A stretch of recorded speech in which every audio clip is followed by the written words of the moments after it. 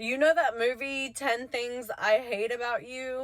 I come up with my own list of 10 things that I hate about myself. And before you start looking and being like, oh, don't talk bad about yourself, this is not about talking poorly about myself. This is about looking at myself introspectively and saying, these are the things that I can work on to be a better person. So I wanted to go over the list that I made. And this is just some of the things that I put on the list because I have a lot more than 10. But this is my truth. This is my mirror. This is the things that I need to see about myself and learn to forgive myself for. I hate how you've forgiven people who never earned your grace, but I love that it taught you the difference between compassion and self-sacrifice. I hate how you keep showing up for others, even when no one shows up for you. But facing that truth is how you finally learn to show up for yourself first. I hate that your feelings spill out as tears before words. But that's how you discovered your heart is honest, even when your voice shakes.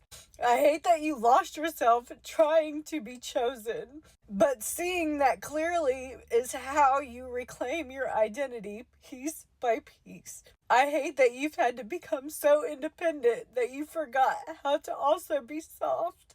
But acknowledging it is the first step toward letting people love you the way that you deserve. I hate that people confuse my energy for arrogance. But now that I know my presence was never the problem, their comfort was.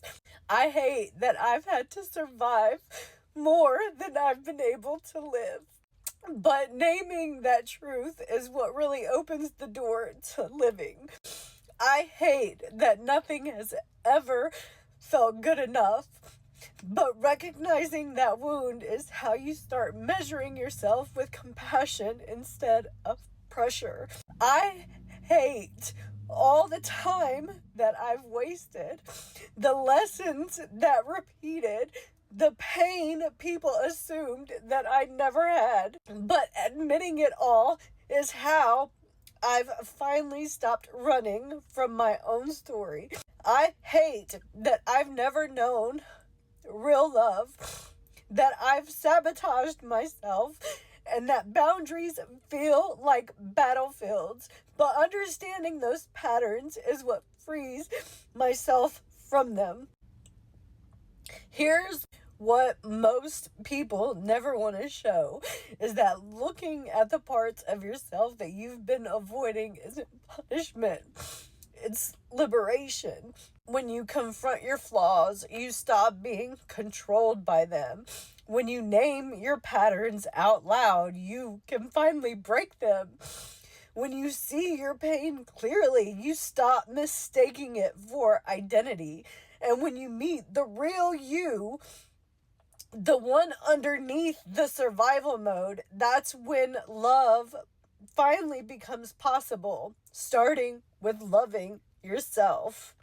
Every I hate was really I see. And the moment that you see yourself without flinching, that's the moment that real healing can begin. I have finally stopped running from myself, running from my problems, running from my trauma, and am taking the time to forgive myself for the choices that I made because I didn't know how to choose better.